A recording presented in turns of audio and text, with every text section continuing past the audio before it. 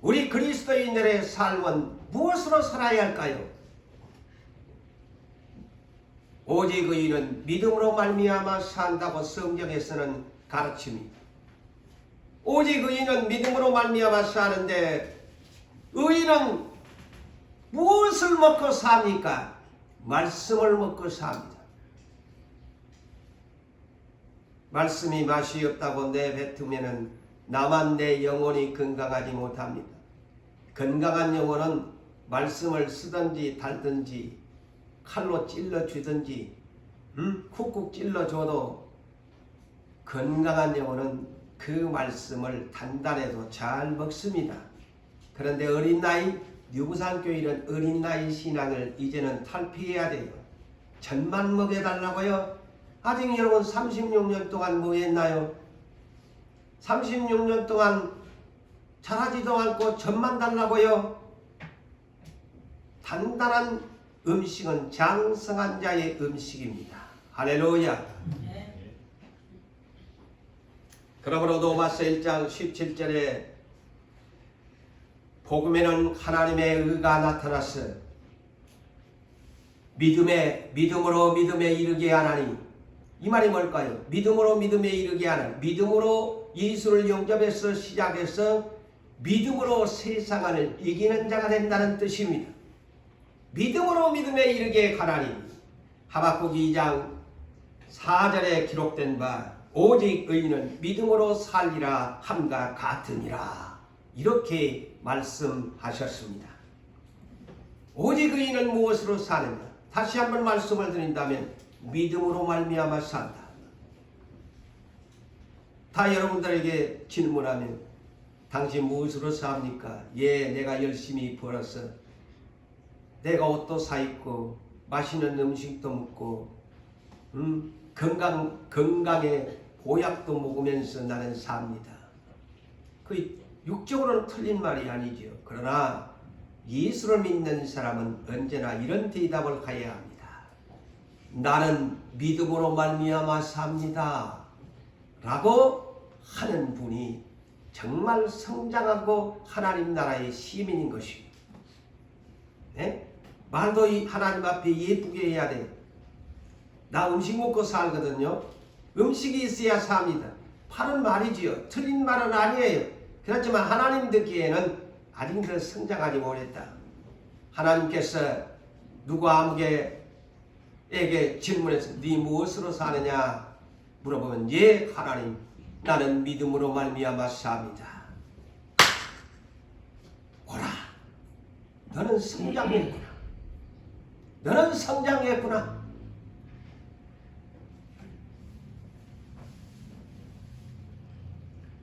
믿음으로 말미암아 사는 사람의 군원은 그리스도의 말씀을 들음에서 납니다. 로마서 10장 17절에 그러므로 믿음은 들음에서 나며 들음은 그리스도의 말씀으로 말미암았느니라. 성경에서 이렇게 말씀합니다. 여러분은 그리스도의 말씀을 양식으로 먹고 살아야 내가 믿음이 생겨나고 믿음으로 말미암아 사는 사람이 되는 것입니다. 예수 그리스도께서 씨 뿌리는 비유에서 이렇게 말씀을 했죠. 씨는 하나님의 말씀이요 밭은 뭐냐? 너희들의 마음이다. 다 사람은 마음을 가지고 있다. 영을 가지고 있다는 것입니다.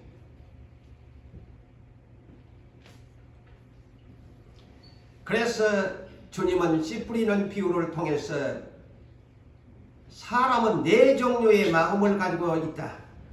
자, 이 한 시간 여러분들의 마음은 어떤 종류인가? 여러분 자신의 마음을 한번 분석해 보시기 바랍니다. 예수를 믿기는 믿는데 나는 어떤 마음의 밭을 하나님의 마음의 밭을 가지고 오늘 또 하나님의 말씀의 씨를 내 마음에 뿌리고 있는가를 생각해 보세요. 가장 나쁜 맛이 뭐냐? 길가 맛이지요. 이 사람 세상 사람을 말하지 않습니다. 예수님은 분명히 주님이 이렇게 말씀을 하시죠. 말씀을 들은 자다고 말씀합니다. 이 한 시간도 똑같이 지금 말씀을 듣는데 네 종류의 사람이 앉아 있을 것입니다. 분명하게 네 종류의 사람이 앉아 있어요. 똑같은 고재훈 목사가 하나님의 말씀을 대어나오는데 네 종류의 사람이 이 자리에 앉아 있어요. 그니 하나님만이 아시죠. 길가밭의 사람, 가장 나쁜 하나님의 밭이 있어요. 말씀은 들은 자니 마귀가 와서 그 말씀을 뺏어가는 사람의 마음입니다. 뭘 생각하고 앉아있다는 거예요. 이 한 시간 와서 예배는 드리러 옷은 맵시를 여비고 와가지고 앉아있는데 말씀 들으러 온 것이 아니야. 뭘 생각하고 핸드폰 만지고 오늘 뭐 사람 생각하고 앉아있는 거예요. 말씀을 경청해야 하는. 그러니 마귀가 와서 말씀을 듣지 못하도록 그 마음을 뺏어가 버리는 거예요. 마귀가 와서 그 마음속에 와서 운동회를 해버리는 거예요. 하나님의 성령이 역사하도록 내 마음을 하나님의 성령이여 인정하고 환영하고 모셔드립니다. 지금 이 한 시간 당신의 말씀이 살아서 내 마음의 밭에 움직여주세요 해야 되는데 마귀님이여 어서 내 마음판에 오셔가지고 이곳에서 막 운동회를 하세요. 이런 사람을 일컬어서 디모데후서 3장 4절에 4장 3절과 4절에 바울 사도가 예언을 했지요. 마지막 때가 되면 이런 현상이 온다. 어떤 현상이 오느냐? 사람이 바른 교훈을 받지 않는다. 우리 목사가 한 주간 동안 설교를 준비해서 전해주어도 사람이 좋은 소리를 안 들으려고 해요. 바른 교훈을 받지 아니하고 자기의 사욕을 따를 스승을 많이 두고 그랬어요. 사욕이 뭡니까? 자기의 욕심입니다. 자기 개인적으로 추구하는 욕망입니다. 자기의 욕망을 위해서, 자기의 야망을 위해서, 자기의 욕심을 위해서 욕심이 잉태한 즉 죄를 낳고 죄가 장성한 즉 사망을 낳는다고 성경에서는 가르쳐 주는데 사망의 사람이 된다고 하는데도 소용이 없습니다. 오직 자기의 사욕임, 자기의 욕심을 위해서 많은 스승을 둔다고 했어요. 어떻게 하면은 내가 예수가 아닌 비진리에서 내가 내 욕망을 채울 것인가? 거짓 선지자들의 말에 귀를 기울이고 거짓 신들에게 귀를 기울이고 세상에서 돈 버는 일이라면 그냥 수단과 방법을 가리지 아니하고서 내 인생에게 내 인생을 성공하게 만들어주는 것이 무엇이냐? 세상의 소리에 귀를 기울인다는 그런 뜻입니다. 그래서 스승을 너무너무 많이 둔대요. 예수 한 분으로 성령 한 분으로 좋게 해야 되는데 스승님이 오직 한 분인데 너무너무 세상적인 스승들을 많이 갖기를 원한대요. 그게 자기 사욕의 야망이라는 거예요.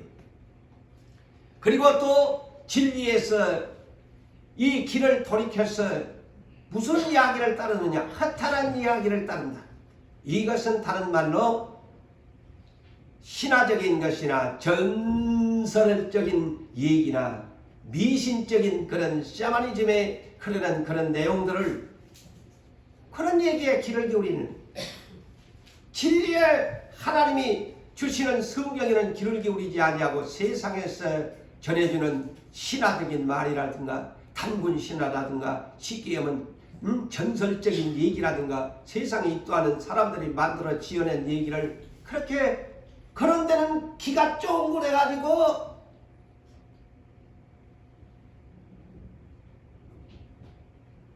연속곡 같은 것은 사람이 만든 것은 막 시간만 되면 맞추어서 보기를 원하고 듣기를 원하는데 하나님이 여러분들에게 주시는 성경 말씀은 이때 예배 때만 와갖고 그것도 설교 길다고 난리를 법석을 떨잖아요. 그러면서 예수 믿는데.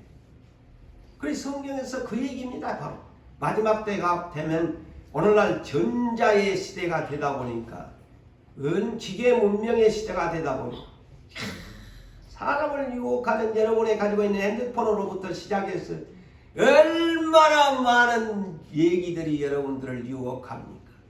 그러니까 성경하고는 멀어져, 말씀하고는 멀어집니다.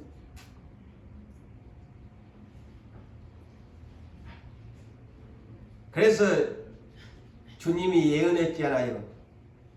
많은 거짓 선지자들이 일어나면 많은 사람이 미혹을 하고 불법이 성하게 되어지고 많은 사람이 사랑이 식어져 버린다. 이게 뭘까요?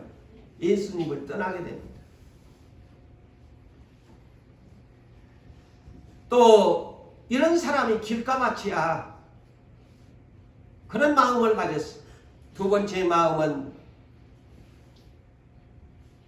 말씀을 이 한 시간만 좋아. 예배 드릴 때만 말씀을 들으니까 예. 그리고 은혜를 받은 척하니 이 사람은 돌밭이야. 그 마음속에가 돌이 파래지 아니하는 돌들이 너무 많아가지고 말씀이 씨를 내려야 되는 뿌리를 내려야 되는데 이 돌 때문에 클기 얇으니까 뿌리를 못 내려. 이 시간만 필요해. 그런 사람 이 시간뿐이야. 뿌리 내릴 시간이 없어. 시험이 오니까 다 넘어지고 말씀을 배반하더라. 뿌리 없는 신앙. 뿌리가 없어. 햇빛이 나고 어떤 유혹이 오면 다 배반하고 말아. 교회 방만 나가면, 성전 방만 나가면 뿌리가 없으니까 언제 내가 예배 드렸지? 오늘 고재훈 목사가 어떤 말씀을 전했지? 몰라! 돌밭이. 셋째는 보편적인 성도들이 오늘날 오래 믿었다고 하는 사람들에게 마음밭이야. 가시떨기밭이야. 이는 지내는 중 그랬어요. 지내는 중 하루 이틀을 가다가 하루 이틀은 잘 가. 보편적인 성도들이. 그러다가 사흘이 못 넘겨. 그게 성경의 자세히 지내는 중 그랬어요. 사흘이 못 가. 그래가지고 이 가시떨기 마음밭은 세상 염려가 그렇게 많아. 아이고, 무엇을 먹어야 될까? 무엇을 입어야 될까? 그건 성경을 제가 풀어줍니다. 제가 만든 말이 아닙니다. 이 성경 보세요. 세상 이생의 염려가 많은. 그래 예수님이 마태복음 6장 30절에 뭐라고 합니까? 무엇을 먹을까 마실까 입은 사람? 뭐라고 합니까? 믿음이 적은 자더라 그랬어요. 믿음이 적은 자야. 당신이 아무리 목사요, 권사요, 장로라고 할지라도 안수 집사라고 할지라도 이 생에 염려가 많은 사람은 믿음이 작은 사람이라고 주님이 평가하잖아요. 내 그걸 뻘로 들어요. 내 자신이 작은 믿음의 소유자밖에 안 돼. 아무리 목사라고 할지라도.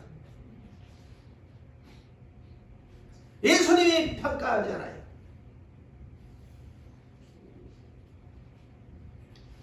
그리고 제리 두 번째는 제리의 유혹. 제리가 무슨냐? 머리에 뭐 제리 그거야 아니고 돈과 재물의 유혹이라는 말이에요.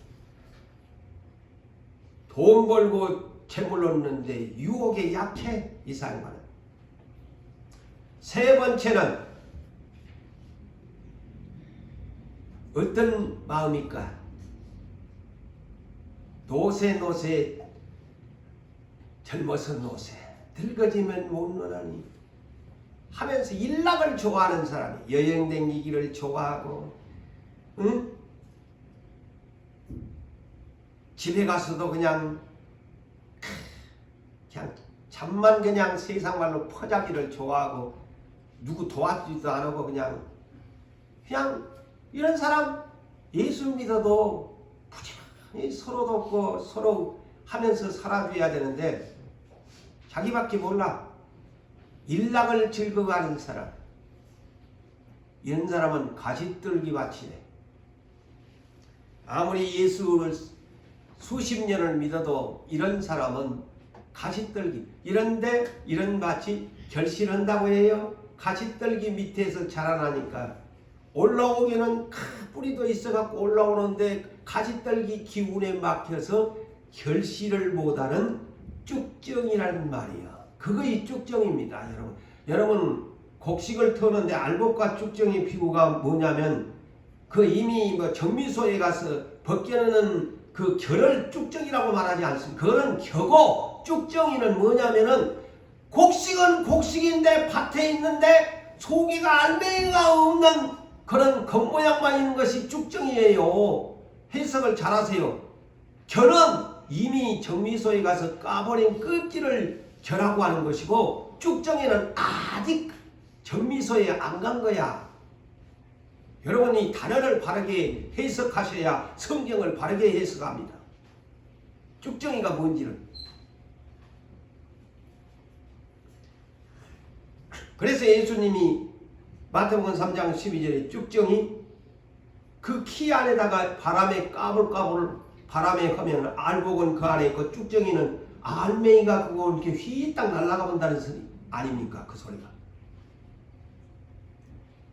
여러분 그 시골에 사는 분들은 벼나 이런 보리 같은 것을 해보면 쭉정이가 뭔지 걸 알아요. 근데 오늘날 젊은 세대는 쭉정이가 뭔지 겨를 말하는 거 아니야? 겨가 아니야. 겨는 이미 정미소에서 까는 껍데기를 말하는 것이고.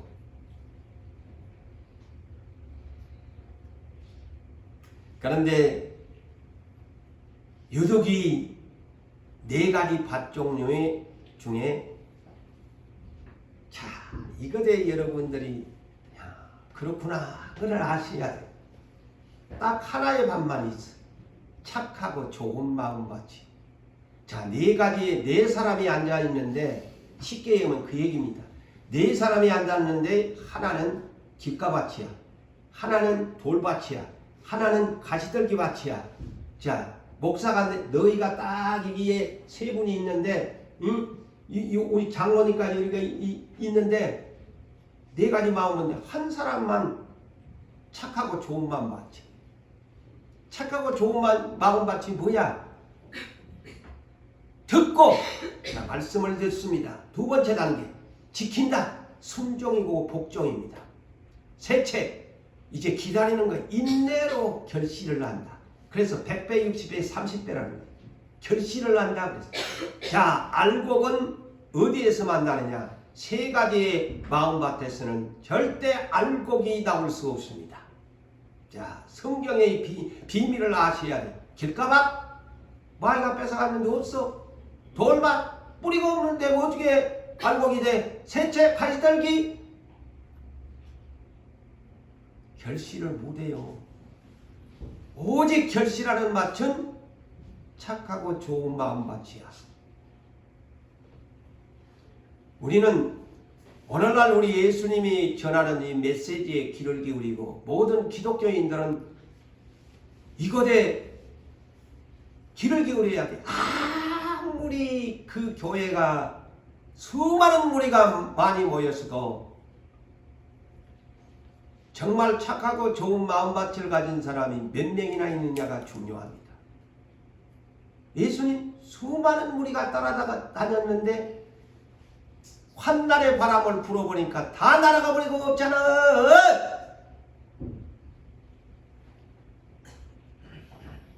하나님의 밭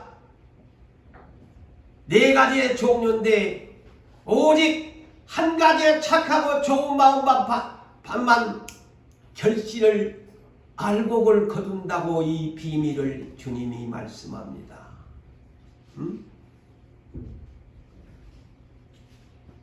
성도 여러분, 이 한 시간 내 마음밭은 어떤 밭이야? 자, 정신을 바짝 차리고 오늘부터 착하고 좋은 마음밭으로 새롭게 개간하기를 원합니다. 개간하세요. 돌, 재리의 유혹, 세상의 염려 다 돌 빼내야 돼요.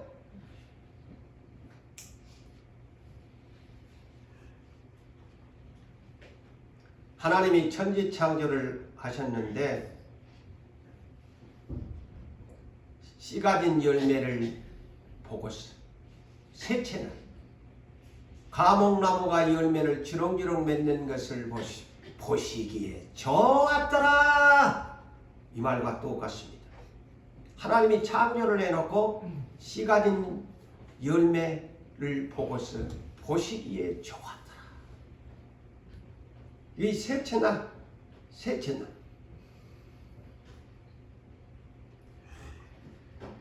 2000년 전 여러분 우리 예수께서 이 땅에 오셨습니다.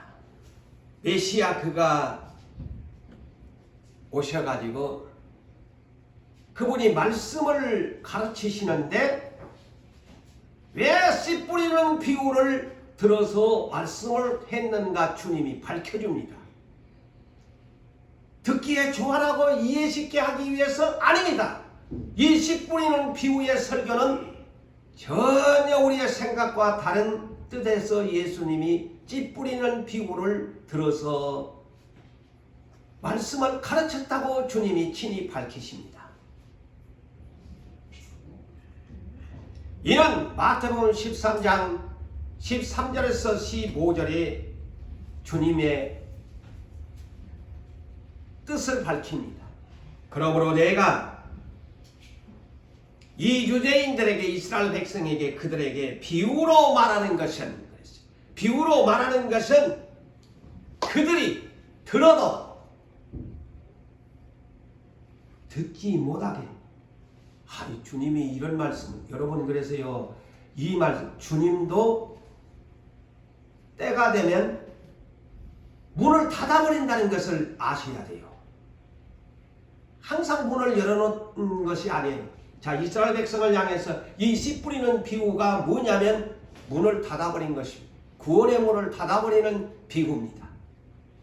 그들이 보아도 보지를 못하며 그들이 들어도 듣지 못하며 깨닫지 못함이니라. 왜냐? 이미 내 앞서서 이사야 선지자가 예언한 이사야 6장 9절과 10절에 일렀으되 너희가 듣기는 들어도 깨닫지 못할 것이요 보기는 보아도 보지 못할 것이고 이 백성들의 마음이 완악하여져서 그 귀는 듣기에 둔하고 눈은 감았으니 이는 눈으로 보고 귀로 듣고 마음으로 깨달아 돌이켜서 고침을 받을까 두려워함이라 하였느니라. 그래서 이사야 선지자가 예언한 것을 응하기 위해서 나 예수가 씨 뿌리는 비유로 말하는 것이다. 이 백성이 누구냐? 이스라엘 백성이다. 유대 백성이다. 그런데 내가 이 씨 뿌리는 비유로 설교하는 것은 이제 저들이 맹인이 되고 기머거리가 되고 듣지 못하여 깨닫지 못하도록 완악하고 회개하지 아니하는 저들을 고치지 못하도록 씨 뿌리는 비유로 내가 전하는 것이다. 무서운 말씀 아닙니까 여러분? 이거 좋은 말씀이에요. 씨 뿌리는 비유가. 씨 뿌리는 비유니까 오늘날 어떤 분들이 그렇게 비유적으로 오면은 설교가 쉽지 않느냐. 근데 이 비유는 어려운 문제야. 깨닫지 못하게 이 비유로 한다고 그러잖아요.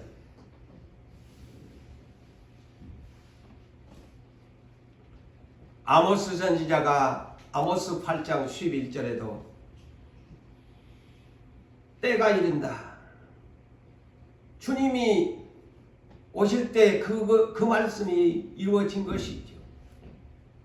또한 오늘날도 성경은 어제나 오늘이나 예수님은 동일한 말씀이기 때문에 뭐라고 하느냐? 여호와의 말씀이니라. 보라 날이 이르니 내가 기근을 땅에 보내리니 양식이 없어 주림이 아니요 물이 없어 가람이 목마름이 아니요 여호와의 말씀을 듣지 못한 기가이라.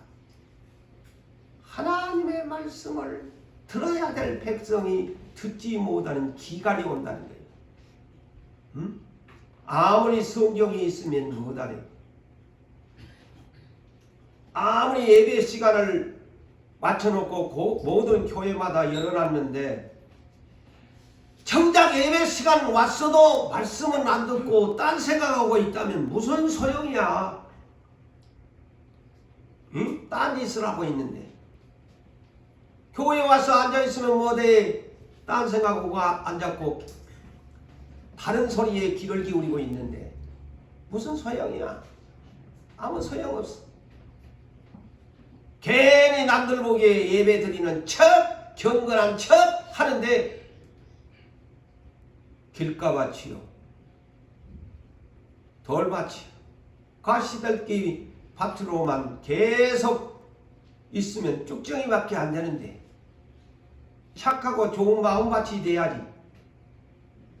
그 밭만이 결실을 한다고 했는데 내 밭 중에 오직 한 밭만 결실한데 무슨 말 아닙니까?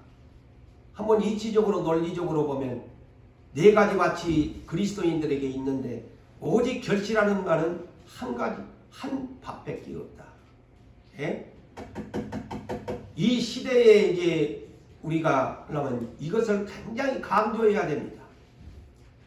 여러분, 당신의 마음밭은 어떤 밭입니까? 길가밭이에요? 돌밭이에요?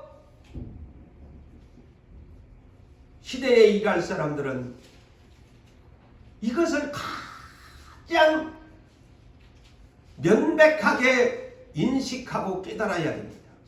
한 가지 박해는 결실을 못합니다. 추수 때가 됐는데 여러분 세 가지 밭은 추수를 할 수가 없습니다. 쭉정이밖에 안 되는데 어떻게 추수합니까? 착하고 마음밭이 되어야 우리 하나님이 좋은 열매로 보시기 아름답다고 거두실 것입니다. 사랑하는 성도 여러분, 우리가 오늘 본문을 이해하려면 예수 그리스도 3년 만에 공생에 수많은 무리가 인산인해를 이루면서 대스타가 됐습니다. 예수님은 12제자를 선택하였고 70인의 제자들까지 선택했습니다. 그런데 착하고 좋은 마음밭이 그렇게 주님이 3년 동안 씨를 뿌려서 보았는데 열매가 없어. 세상에 예수님의 십자가 고난과 죽음이라는 그것 앞에, 시험 앞에 제자들마저도 호언장담했던 그들이 죽는데도 오게도 같이 가겠다고 해놓고 예수님 부인해버리고 도망가고 다 주님 버리고 도망가 버렸어. 참 포도나무가 되시는 예수님, 추풍 낙엽처럼 그렇게 예수님의 참 포도나무에 푸른 이파랑이들이 그렇게 많이 붙어 있더만 십자가의 고난의 세찬 폭풍우 앞에 모두 다 가을의 추풍 낙엽처럼 날려가 버리고 예수님은 앙상한 가지가 돼버렸네요. 그것도 모자라서 예수님은 한 그루 포도나무였는데 잘라내버렸니? 한 그루의 그루터기밖에 남지 않았습니다. 예수님의 곁에 아무도 없었습니다. 그런데도 주님은 다시 당신의 마지막 사명을 다 이루시기 위해서 부활하신 예수님, 자기가 친히 선택한 제자들, 마가 요한의 다락방을 2번을 목걸이를 잠가든 그들을 2번 찾아보시고 평강이 있어라 평강의 인사를 하시고 또다시 버리고 간 그들 디베라 바다에 고기 잡으러 간 7의 제자들에게 다시 찾아와 40일 동안 부활하신 예수님은 제자들과 함께 모이면서 성령으로 명하시고 너희들 성령 받아야 된대. 나는 가야 된다. 너희는 성령 받아야 된다. 내가 너희를 선택한 목적이 뭐냐? 나 예수를 증언하라고 너희를 부른 것이 아니냐? 너희가 나를 사랑한다면 다시 양을 치는 자가 되어지고 양을 먹이는 자가 되어야 한다. 주님은 간곡하게 그들에게 부탁을 했습니다. 그런데 다행히도 40일 동안 부활하신 예수님이 그들과 함께 주었더니만 남는 사람이 120명이 다행히도 모였네요. 주님의 철인 사역에 하늘의 미랄이 썩어짐으로 120알을 낳았습니다. 120알이 좋은 알곡들이 맺혀졌습니다. 120알들이 초대교회를 이루어 그들이 주님의 명령을 듣고 열흘 동안 간절하게 기도했더니만 주님이 약속한 성령을 그들이 강하게 받았습니다. 그날이 언제일까요? 오순절날 받았습니다. 여러분, 오순절이 무슨 날이요? 오늘날 우리나라에서 지키는 맥주절이에요. 자, 지난달에 우스꽝스러운 제가 질문을 넣으니까 77은 얼마요? 그러니까 어떤 분들이 또 다시 웃자고 77은 47이요. 77은 아니야 48이야 해가지고 웃는 장면이 기억납니다만 77은 49. 그래서 맥주절을 율법의 77절, 77은 49, 50일째 되는 날이 그래서 77절 오순절이라는 말이요. 오순절은 50일째의 절기라는 그런 뜻이에요. 예? 5호자의 10순이라는 그런 뜻이죠. 하면 오순절. 이 맥주절날 유대인들에게는 3대 절기로 율법을 주었죠. 유월절 곧 무교절을 지키고 그 다음에 맥주절 77절을 지키고 그 다음에 초막절, 수장절, 추수감사주의를 지키라. 이것이 유대의 3대 율법의 명절입니다. 그런데 하나님이 77은 49에 해당되는 50일째 되는 오순절날 유대인들은 이 3대 절기 중에 하나인 이 오순절 77절을 지키기 위해서는 유대 본토에 사는 사람들이나 해외 동포 이스라엘 백성들이 하나님이 흩어버리니까 흔히 그들을 오늘날 세계에서도 디아스포라라고 하잖아요. 흩어진 무리란 뜻이죠. 디아스포라. 이들이 자기 나라의 본토 예루살렘 성전에 이 맥주절 오순절을 지키기 위해서 다 예루살렘 성전에 모이게 된 거야. 그런데 이때 하나님의 방법은 우리에게도 성령의 소리센터가 필요함과 같이 그때는 육성으로만 복음을 정해야 되니까 다 예루살렘에 이스라엘 백성이 모이는 그 시간에 오순절날 맥주절날 성령이 강림한 날이야. 그러니까 온 예루살렘 성전 앞에 모여든 그들을 향해서 이 제자들이 그냥 하나님 하늘로부터 참 성령이 충만함이 임하니까 주님이 어떤 표적을 보여줬을까? 복음 전하라고 입을 열어줬어. 입의 은사를 주었어. 입에다가 성령의 은사를 주었는데 각종 방언의 은사를 주는 거예요. 근데 이 각종 방언의 은사가 못 알아듣는 오늘날 대신 방언이 아니고 사람들이 알아듣는 그러한 대인 방언을 하나님이 주신 거야. 오늘날로 말하면 쉽게 얘기하면다면은 일본어를 주고 영어를 주고 중국어를 주고 한국어를 주고 막 각종 나라의 언어를 이 제자들에게 준 거야. 기가 막힌 놀라운 사건이야. 왜? 복음 전하라. 복음 전하라. 그래서 여기에 보니까 120명이 다 성령 충만을 받고 성령이 말하게 하심을 따라. 성령이 말하게 하심을 따라. 성령이 말씀하시잖아요. 성령이 말하게 하심을 따라 다른 언어들로 말하기를 시작하니 이 소리가 얼마나 크게 그들에게 역사를 했던지 이 소리가 오순절을 지키기 위해서 예루살렘 성전에 모인 모든 사람들에게 들릴 정도로 크게 하나님이 역사한 거예요. 그런데 얼마나 사람이 왔는가. 이 성전에 큰 무리가 모였더라. 큰 무리가 모였어요. 그런데 하나님의 성령이 120 사람들에게 방언의 은사를 그냥 신령한 은사들을 그냥 부어주니 이들이 막 소리를 치고 방언을 하니까 그냥 대소동이 일어난 겁니다. 소동이 일어났어요. 그래서 그들이 듣고 소동하여 자 이것을 보고 보세요.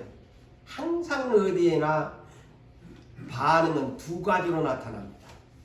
이 장면을 보고도 좋게 반응하는 사람이 있는가 하면은 나쁘게 반응을 하는 사람이 있어요. 자, 좋게 반응을 하는 사람들은 아니 저 갈릴리 사람들 아니야? 저 사람들은 배우지도 못한 사람들이 어떻게 저런 해외 언어를 할 수가 있냐 하면서 이거 어떻게 된 일인고 하면서 신기하고 놀랍다. 그런데 또 어떤 데는 시끄러워 좋지도 않게 그냥 눈을 씩 까보면 아이고 저놈들 세수에 지금 미친놈들이야 이렇게 또 반응을 한단 말이요. 어디든지 100%는 없어요. 100%는 없어요.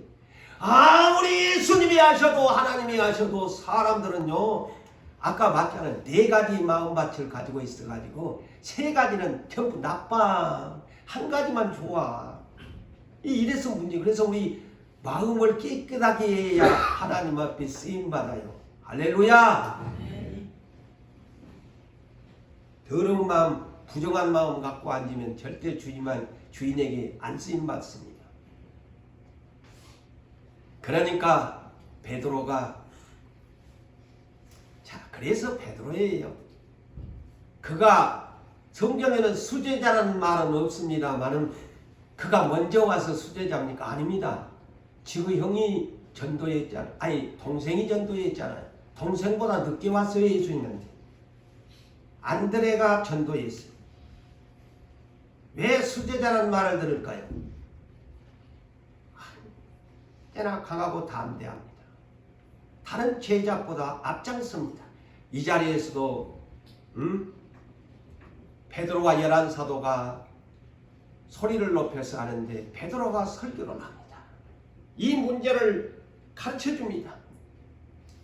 그래서 여러분 예루살렘 초대교회의 기둥이 12사도니까 다 기둥이겠다 이 생각했지요. 근데 아닙니다. 갈라디아서 2장 9절에 사도 바울이 예루살렘 초대교회에 3 기둥이 있는데 하나는 예수님의 동생 야고보고 그 다음엔 베드로 요한이 3 기둥이라. 기둥의 역할을 하잖아요. 기둥의 역할을 합니다. 12제자가 있어도 다 기둥 아니었어요. 이 성경을 보니까 기둥의 역할을 해줘야 기둥인 거예요. 기둥이 뭡니까? 자, 오장님 뒤에나 다 이 기둥이 있잖아요. 기둥은 아무리 무거워도 아무리 힘이 들어도 지치고 쓰러질 것 같아도 묵묵하게 기둥의 역할이 기둥입니다. 에? 거의 기둥입니다. 아무리 무겁고 힘들어도 쓰러지지 않고 넘어지지 않는 것이 기둥입니다. 거의 기둥의 역할이에요. 베드로가 일어나서 다 유대인들과 예루살렘에 사는 모든 사람들아, 그때는 뭐 마이크라도 있겠어요? 마이크도 없는데 육성으로 하니까 목이 떠져라고 수많은 사람한테 듣기 하려면 아마 목소리가 터져라고 애쳤을 것 같아. 이 일은 너희가 알게 할 것이니 내 말에 귀를 기울이라. 내 말에 귀를 기울이라고 소리를 쳤습니다. 지금 오전 9시 제3시다. 무슨 우리마다 술 취했다고 이상한 소리 하냐 그랬어요. 딱 천만. 그 삐딱선을 탄 사람들이 저것들 미치가지 새술에 취했구만 하니까 베드로가 천마디 한다. 지금 오전 9시인데 무슨 술 먹었다고 하냐. 이 일은 요엘서 2장 28절에서 32절에 요엘 선지자가 예언한 것이 지금 임했다. 말세의 모든 육체에게 성령을 부어주리니 젊은이는 환상을 보고 늙은이는 꿈을 꾸고 너희 자녀가 예언할 것이요 종노릇을 하는 남종과 여종에게도 예언의 은사를 주어서 그들이 예언하게 만들어준다고 하는 말이 지금 응했다. 그러면서 충격적인 메시지를 전합니다. 너희가 나사렛 예수를 십자가에 못 박혀 죽게 했다. 율법도 없는 법도 없는 본디오 빌라도 로마인에게 이방인에게 그들의 손에 넘겨서 나사렛 예수를 너희가 죽게 만들었다. 그래서 이 초대교회 우리는 이 일의 증인이다 하고 담대하게 외쳤습니다. 그리고 하나님이 오른손으로 높이심에 예수를 오른손으로 높이심에 예수가 약속하신 성령을 아버지께 받아서 오늘 너희가 우리들을 보지 않니? 우리가 하는 소리를 듣지 않니? 방언의 소리를 듣지 않니? 이 모든 것은 예수가 아버지 하나님께 받아서 우리에게 주신 성령의 은사들이다.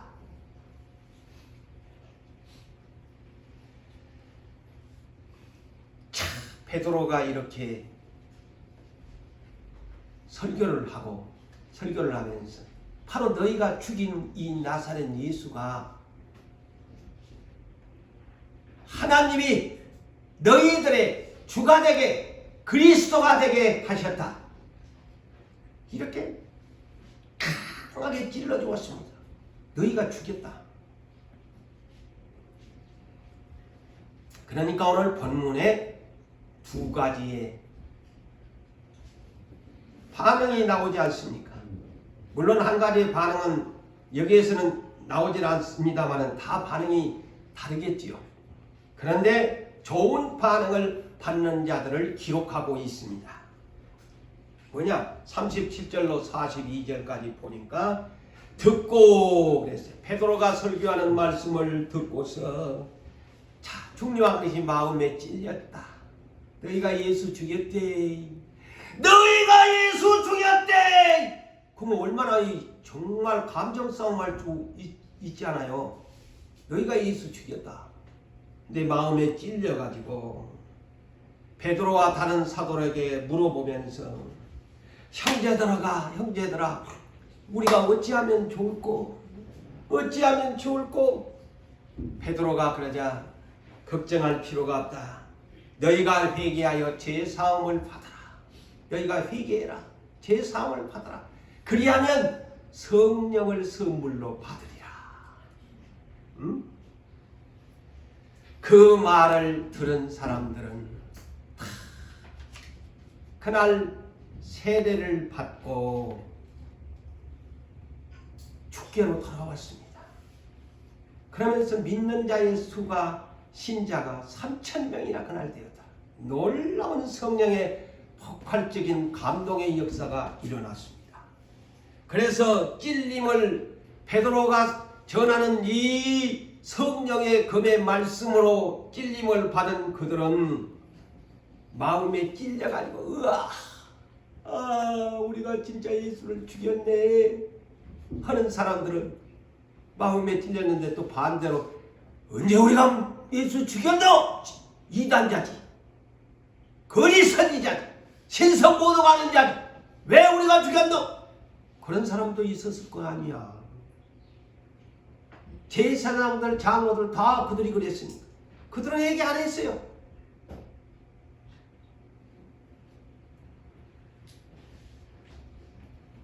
그리고 회개하는 사람들은 반응은 다릅니다. 44절에서 47절을 보세요.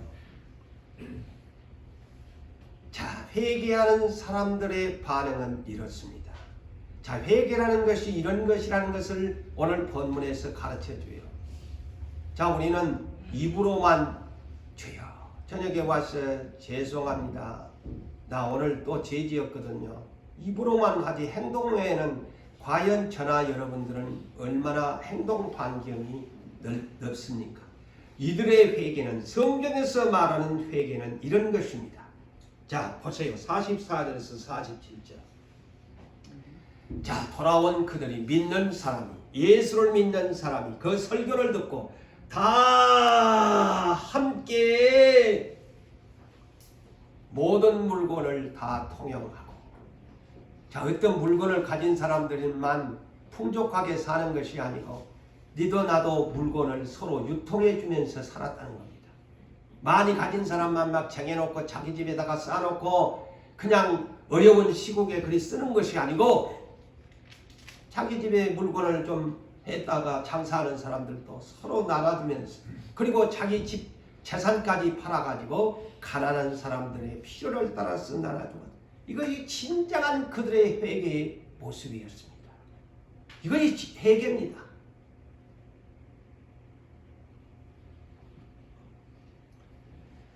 그러면서 달마다 이제는 회개는 이런 겁니다.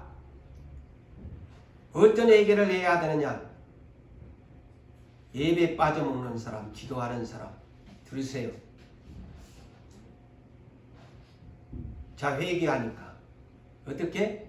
날마다 마음을 같이하여 성전에 모이기를 힘쓰고, 이것이 회개입니다. 이것이 회개라니까요. 우리 성경 똑바로 보고 성경 보고 읽으면 똑바로 보면 회개란 거 이런 거요. 교회도 안 하면서 기도도 안 하면서 날마다 잘못했다고요? 입으로만?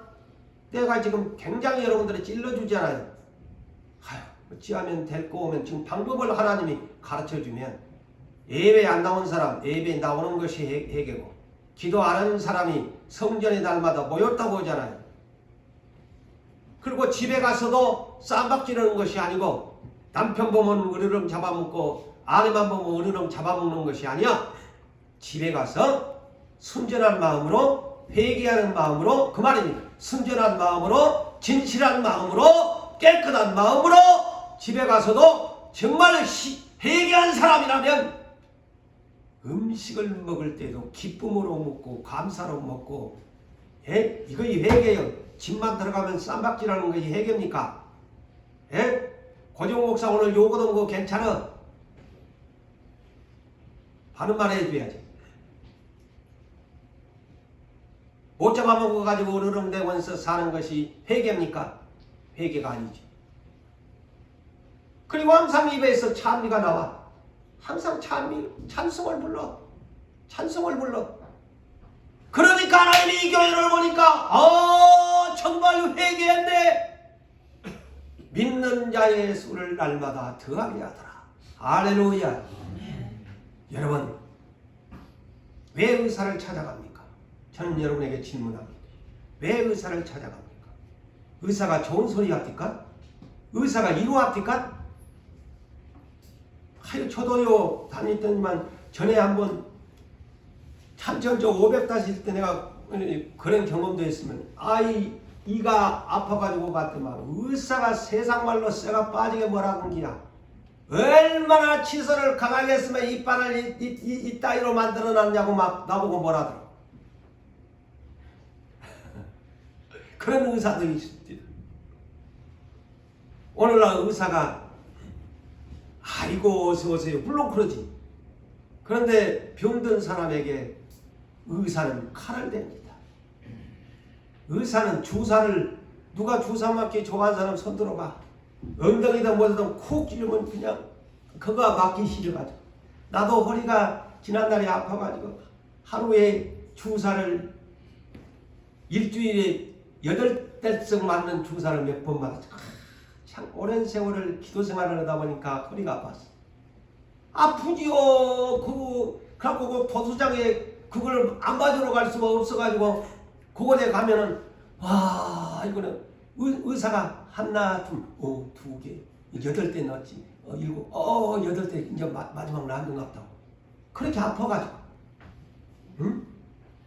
이렇게 아프잖아. 약 달콤한 사탕 줍니까? 아니잖아. 쓴 약 주잖아.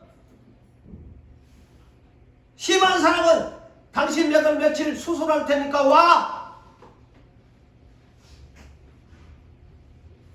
대장이장 검사하려면 당신 하루 저녁에 그냥 똥 오줌 다 걸러내고 나한테 와. 다 순종하잖아. 살기 위해서. 의사 말은 그렇게 잘 들으면서 배 비워! 위장 비워! 먹지마! 안 먹잖아. 근데 왜 하나님 말씀은 안 따르냐 말이지. 에? 하나님이 찔러주면은 해야지.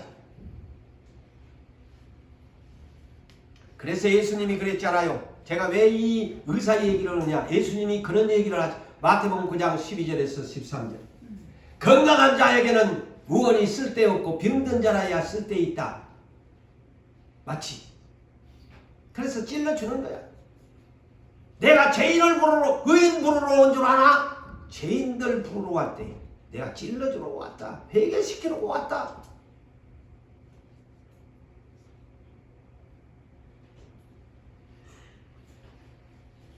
그런데 유대교 종교 지도자들 그들은 예수님의 말에 찔림에 도리어 화를 내고 예수님을 이단자로 말아버렸습니다. 이단자로 말아버렸습니다. 십자가에 못 박아 죽여버렸습니다. 특별히 저도 목사고 중직자 되시고 직분을 가진 분들 마음을 비워야만이 은혜를 받습니다.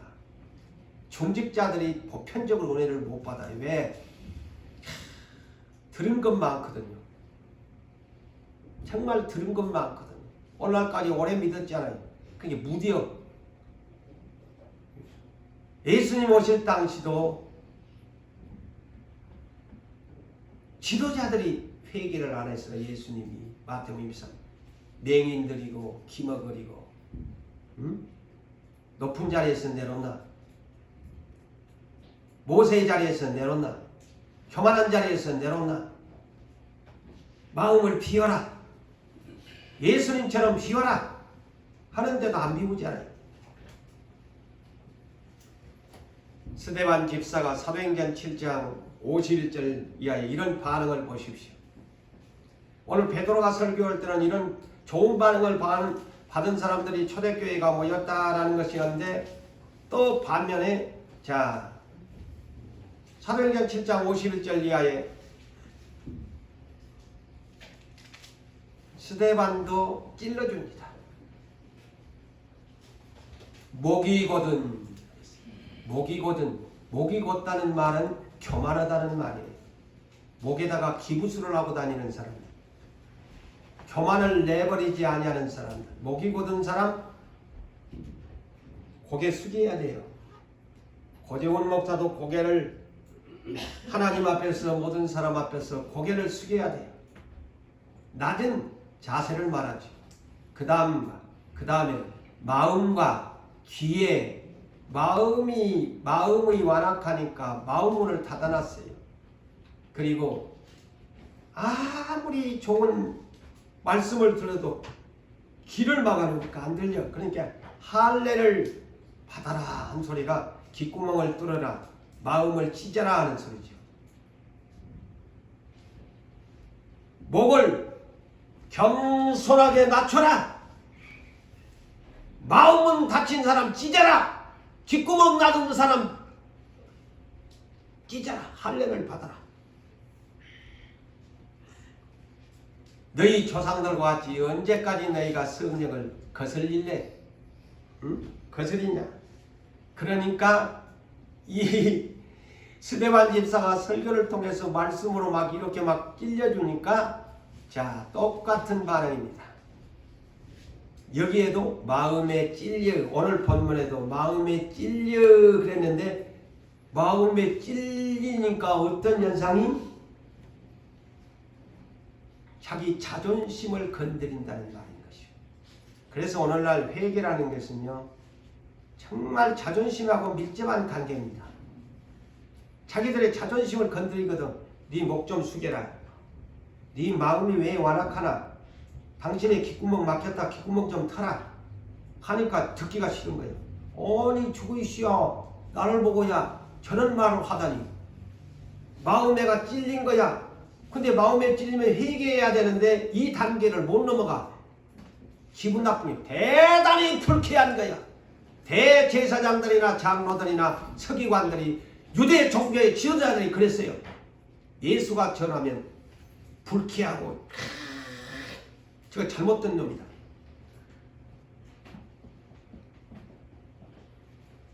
그래서 스데반을 길을 막았더라. 안 들으려고. 마음에 찔려가지고 회개를 해야 되는데 길을 막고 큰 소리로 스데반을 예루살렘 성 밖으로 끌어내서 죽여버렸더라. 돌로 쳐 죽였더라. 자, 이런 예수 우리 그리스도인들에게 이제 결론을 짓습니다. 사랑하는 성도 여러분, 우리는 하나님의 말씀을 받을 때에 나는 어떤 반응자인가? 목사님들이 설교를 할 때에 나는 지금까지 어떤 반응을 가지고 살았나? 스데반을 죽이는 그런 사람들처럼 불쾌하고 듣기에 민망했나? 듣기에 그냥 거부감으로 이 자리를 박차고 나가고 싶었나? 아니면 베드로가 설교할 때에 마음에 찔렸는데 어찌하면 좋을꼬 어찌하면 좋을꼬 하고 걱정했나? 우리는 좋은 자의 마음을 가지시는 여러분 되시기를 바랍니다. 착하고 좋은 마음만 듣고 지키고 인내로 결실하는 착하고 좋은 마음밭들이 되시기를 주님의 이름으로 축원합니다. 아멘.